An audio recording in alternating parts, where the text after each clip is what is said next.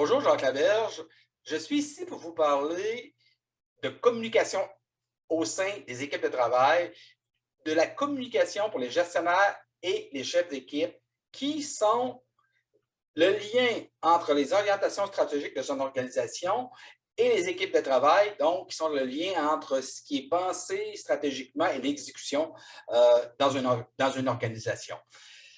Aujourd'hui, dans le premier des trois blocs, je vais vous démontrer par des statistiques comment la situation est difficile, comment les défis sont grands pour les entreprises. Première statistique, 60% des organisations, des entreprises n'ont pas de stratégie de communication à moyen et long terme. C'est énorme. Quand on n'a pas de stratégie de communication interne, comment voulez-vous que les employés soient orientés sur les orientations stratégiques de l'organisation? C'est impossible. Si les employés ne comprennent pas les attentes, ne comprennent pas la vision de l'organisation, ben vous créez des silos, vous créez des leaderships qui sont décentralisés. C'est problématique. Pire encore, Deborah Hamilton, une spécialiste américaine, a calculé que la mauvaise communication au sein d'une organisation était coûteuse. Par année, une PME de 100 employés et moins, ça va leur coûter autour de 420 000 $ américains en perte. Donc, presque un demi-million canadien, soit en salaire, en coût RH, en problématiques causées par la mauvaise communication, en perte de clients, mettez-en, mais c'est quand même 500 000 $ qui sont perdus dans votre organisation, un 500 000 $ que vous auriez pu, par une communication efficace, sauver et augmenter votre profitabilité de 500 000 $. Donc, c'est majeur. Seulement 5,9% des entreprises communiquent quotidiennement leurs objectifs. C'est complémentaire à une slide qu'on a vue auparavant, mais si on ne communique pas régulièrement nos objectifs, comment voulez-vous garder motivés les employés? Comment voulez-vous garder vos employés sur le qui-vive, stimuler, dire « Hey, voici nos objectifs, voici comment on va driver notre journée. » Non. Et ça, c'est une chose que vous contrôlez. Ça ne vient pas d'un client, vous n'avez pas besoin. C'est à l'interne que vous devriez faire ça. 72% des employés n'ont pas une compréhension complète de la stratégie de l'entreprise. Bien, c'est sûr, vous ne leur communiquez pas la stratégie complète. Ce n'est pas des devins, les employés. Ils vont prendre ce que vous leur donnez, mais vous ne leur donnez rien. Donc, comment vous voulez qu'ils comprennent à partir de rien? Pire encore, moins vous communiquez au niveau des stratégies, au niveau des orientations, plus les employés se font leur propre scénario mental. Ce n'est pas toujours bon de laisser les employés faire leur propre scénario mental parce que vous risquez de partir des rumeurs. Ce n'est peut-être pas le genre de rumeurs que vous aimeriez avoir au sein de votre organisation. Donc, contrôlez donc la communication si vous ne voulez pas qu'elle soit contrôlée par quelqu'un d'autre au sein de votre organisation. 28% des employés imputent à une mauvaise communication le non-respect des délais. On s'entend que les échecs, les projets avortés, il y a une partie qui est au moins le quart qui est due à une mauvaise communication. Et ça, c'est encore des choses qu'on peut contrôler à l'interne. Une stat qui fait mal pour un gars de vente comme moi, 18% des ventes sont dues, des ventes qui ne sont pas réalisées, qui sont perdues, sont dues à un manque de communication. Soit qu'on a mal analysé les besoins, soit qu'à l'interne, la communication était mal partagée. Donc, mais ultimement, c'est près d'une vente sur 5 que vous pourriez sauver dans les ventes perdues avec une meilleure communication, avec des représentants mieux formés à communiquer, à structurer leur travail. Imaginez-vous l'impact au niveau des chiffres de votre organisation si on réussit à diminuer ces pertes de la moitié. C'est énorme. Encore là, vous avez la solution entre les mains. C'est vos équipes de vente et c'est vos équipes à l'interne qui sont responsables en grande majorité de ces erreurs de communication-là. Seulement 23% des dirigeants déclarent que leur entreprise est excellente pour aligner les objectifs des employés sur les objectifs de l'entreprise. Écoutez, les employés ont leur objectif, l'entreprise a un objectif, puis on n'aligne pas les deux ensemble. Il arrive quoi? Ça se pourrait que les objectifs des employés aillent dans cette direction, puis les objectifs corporatifs aillent dans cette direction-là. C'est la job des gestionnaires de s'arranger pour qu'il y ait un alignement stratégique entre les deux, parce que sinon, vous perturbez les opérations, il peut y avoir de la démotivation, une incompréhension des rôles et fonctions. c'est majeur. Puis encore là, c'est dans votre cours de régler ce problème-là, d'enligner les objectifs personnels aux objectifs corporatifs. 57 des employés déclarent ne pas avoir reçu d'instructions claires et 70 des gestionnaires ne sont pas à l'aise de communiquer avec les employés en général. Là, ça, c'est ma job, c'est des interventions que je fais régulièrement en entreprise. Vos gestionnaires, c'est des hubs. Ils reçoivent des instructions, ils doivent communiquer individuellement, collectivement et individuellement avec leur équipe de travail. Chaque membre est important, chaque membre doit comprendre son rôle, c'est les attentes. Et chaque membre doit aussi être motivé collectivement et individuellement. Mais là, ce travail de communication-là, on vient d'apprendre par cette stat-là que vous avez 7 gestionnaires sur 10 qui ne sont pas à l'aise de communiquer. C'est fou. C'est fou, c'est de la folie, c'est dramatique. Si les gestionnaires ne communiquent pas, puis c'est leur job en grande partie de communiquer, puis de communiquer de façon bidirectionnelle, de communiquer ce qui s'en vient d'en haut et de transmettre l'information de façon motivante et de prendre ce qui vient des équipes de travail, de la base, et de les monter vers en haut pour favoriser les prises de décision éclairées, de leur amener des données qui vont permettre aux gestionnaires de haut niveau de prendre de meilleures décisions. Et là, il y a un blocage. Il y a 7 gestionnaires sur 10 qui sont bloqués, qui refusent ça, qui sont dans une zone de confort, qui ne sont pas à l'aise. On fait quoi? Ben là, vous avez mes coordonnées. Effectivement, vous pouvez m'appeler, on va en régler une partie. Mais oui, c'est un problème majeur au sein de l'organisation. 86 des employés et des cadres citent le manque de collaboration ou une communication inefficace pour les échecs en milieu de travail. Donc là, vous voyez, les employés et les cadres, c'est presque 90 qui citent la communication comme étant une cause.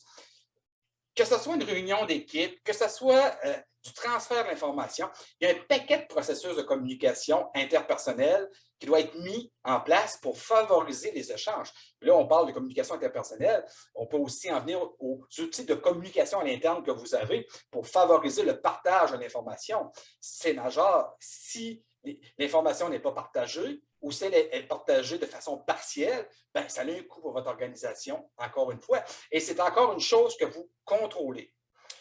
Autre point, selon une étude récente du Harvard Business Review, la première raison pour laquelle les employés quittent une entreprise est le manque de reconnaissance.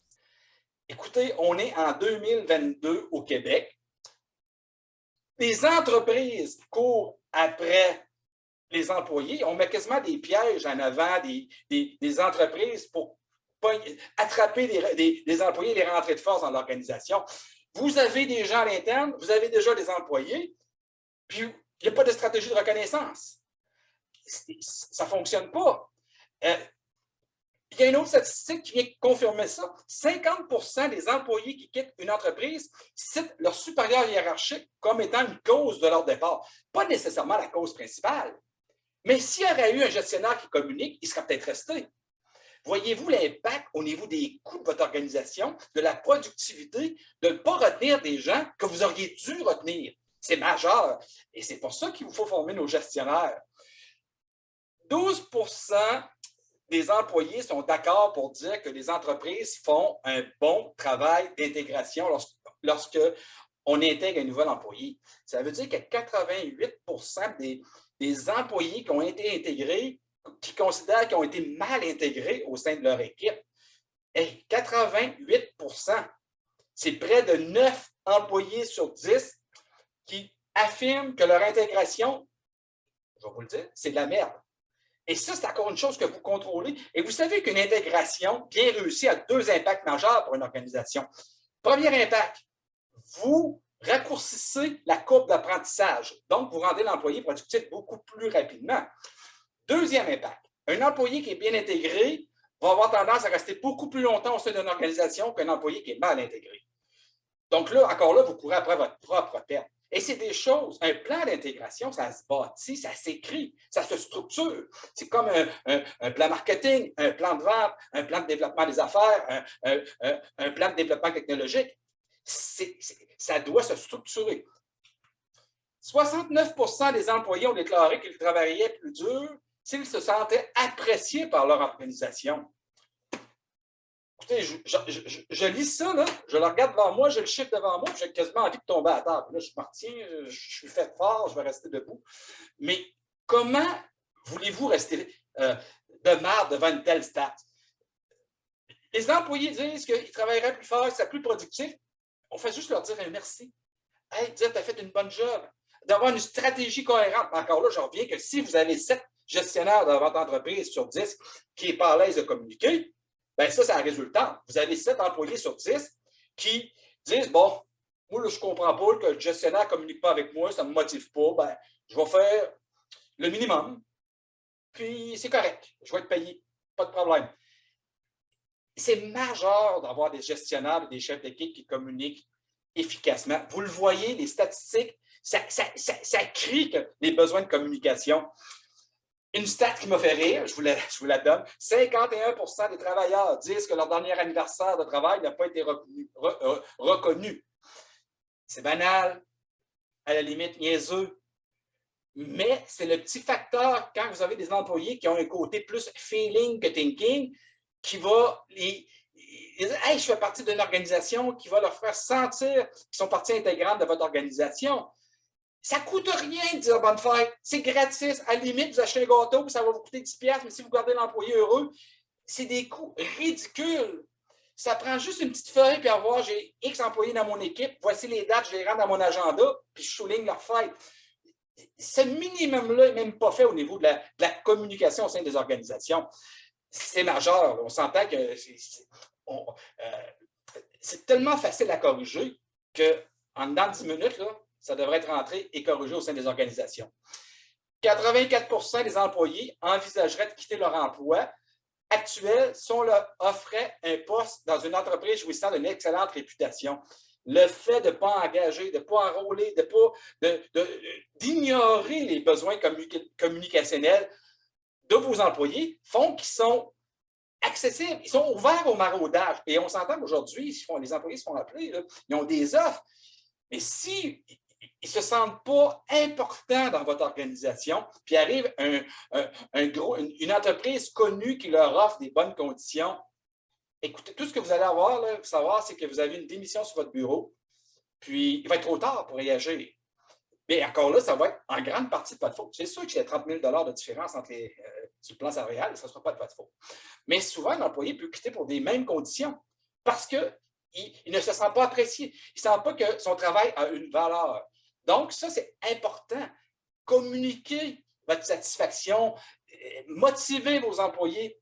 C'est tellement facile je vous l'ai dit tantôt, un merci, une reconnaissance, de souligner un bon point qui a été fait. 85% des employés aussi ont déclaré être plus motivés lorsque la direction propose des mises à jour régulières sur les activités de l'entreprise. Bien, ça, c'est le contraire de ce qu'on disait tantôt. Plus l'entreprise communique, envoie de l'information, comble les besoins informationnels de ses équipes de travail, bien, plus les employés sont motivés. Ça revient à une stratégie de communication interne et des gestionnaires et chefs d'équipe qui font leur job de communicateurs. Les organisations avec un haut niveau d'engagement des employés surpassent celles avec un faible niveau d'engagement de 202%. Selon Dale Carnegie, là, ça vaut ce que ça vaut.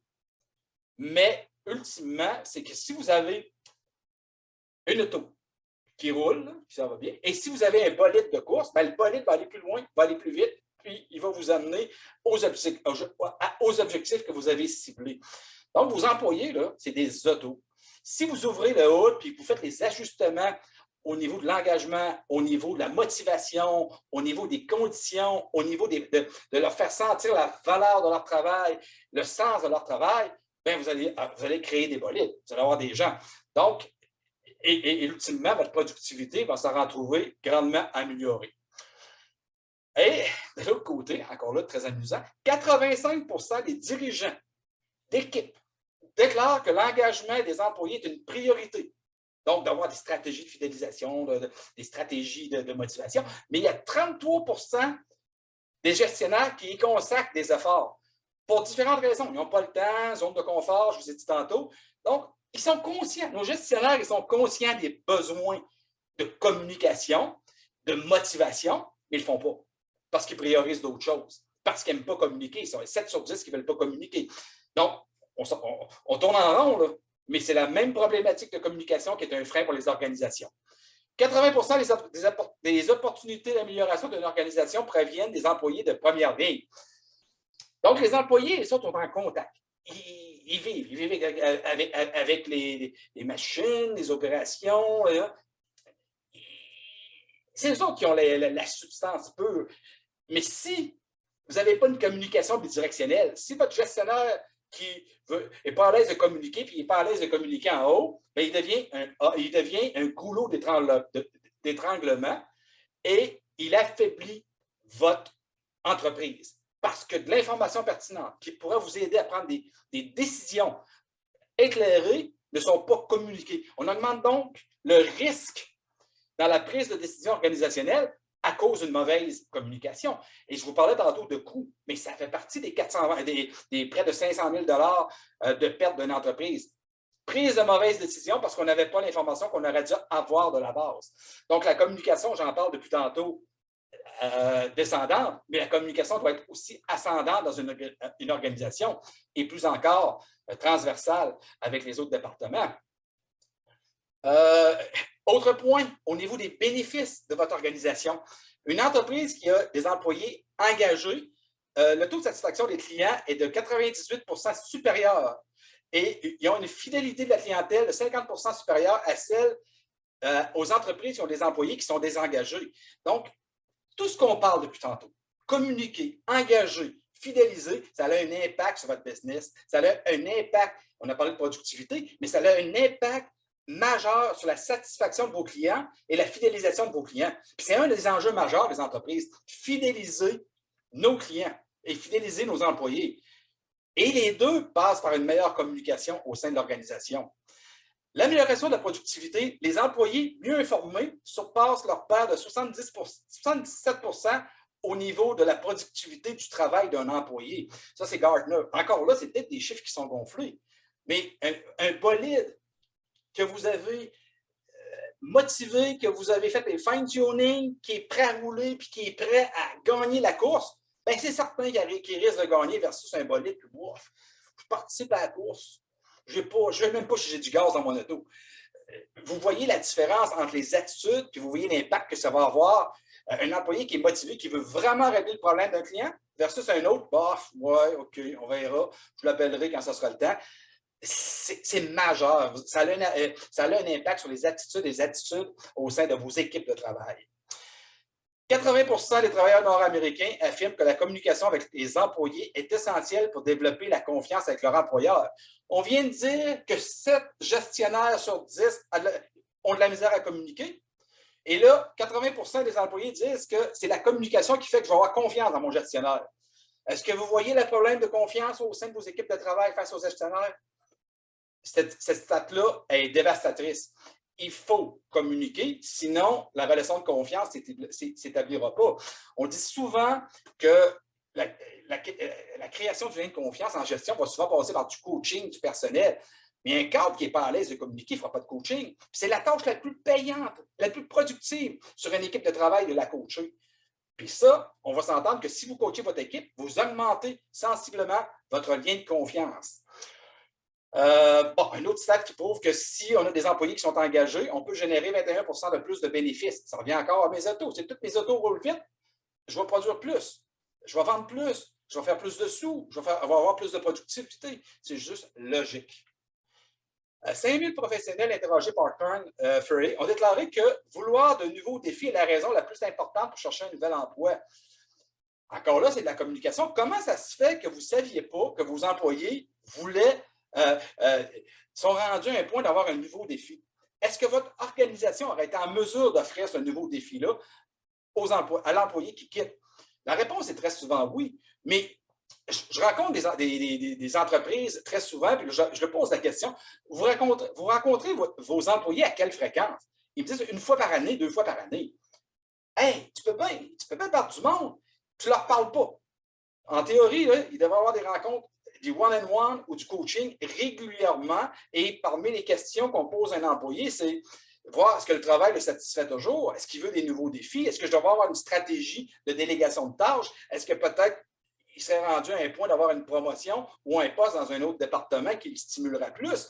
Mais ça, c'est encore là un travail de communication de gestion qui doit venir de vos gestionnaires, mais s'il ne vient pas, vous êtes la cause de la perte de certains employés parce que vous n'êtes pas à l'écoute de ces employés-là. Et ça, c'est comme en vente. On n'écoute pas les clients, si on n'écoute pas les employés, ben, il arrive des conséquences qui sont liées au manque d'écoute. On parle aussi qu'une bonne culture d'entreprise va multiplier par 4 les revenus. Bon, encore là, c'est des chiffres, ça vaut ce que ça vaut. Mais si la culture et les valeurs de l'organisation est partagée par l'ensemble de tout le monde, des gestionnaires, des cadres et des employés, ben, effectivement, on a tendance à être beaucoup plus productif parce qu'on rame tout dans la même direction. À l'inverse, imaginez un bateau, vous en avez 4 qui rament vers en avant puis 4 vers en arrière, on fait tout sur place. S'il y en a 6-2, ben, en tout cas, on espère que le 6-2 va aller par en avant et non par en arrière. Donc, soyez fiers de vos valeurs, soyez fiers de votre mission, n'ayez pas peur de l'écrire partout dans l'organisation, puis de vous assurer qu'elle soit partagée, puis avant d'être partagée et connue par tout le monde dans l'organisation. Donc, ça fait le tour. Beaucoup de stock. Ça m'a fait du bien. Moi, ça m'a permis de laisser sortir certaines frustrations face aux entreprises qui sont la cause de leur propre perte. Ce qu'on a vu aujourd'hui dans le blog, c'est toutes des choses pratiquement que vous pouvez contrôler au sein de votre organisation. Et malheureusement, ce n'est pas fait. Ce serait un problème dans une chaîne de production. Le problème serait réglé immédiatement parce que vous avez des indicateurs de performance sur un écran qui vous dit « Hey, la machine 3 ne fonctionne pas, il faut faire un correctif. » Là, priorité. Mais vos gestionnaires, vos chefs d'équipe, vous devriez avoir des indicateurs de performance puis les monitorer au même titre qu'on monitor la chaîne de production parce que c'est aussi important votre capital humain. Et encore plus au Québec, quand on se bat pour des ressources. Donc, je termine ici ce premier blog. Jacques Laberge, vous voulez en savoir plus sur ce que je peux faire pour vous en coaching ou en formation, je vous invite à visiter mon site internet au jacquelaberge.ca ou communiquer avec moi au numéro que vous voyez à l'écran.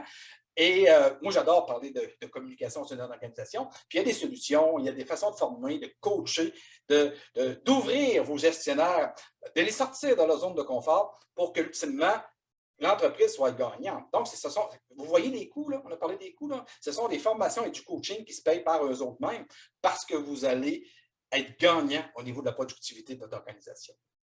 Merci d'avoir écouté ce blog. Je vous invite la semaine prochaine pour le deuxième blog sur la communication.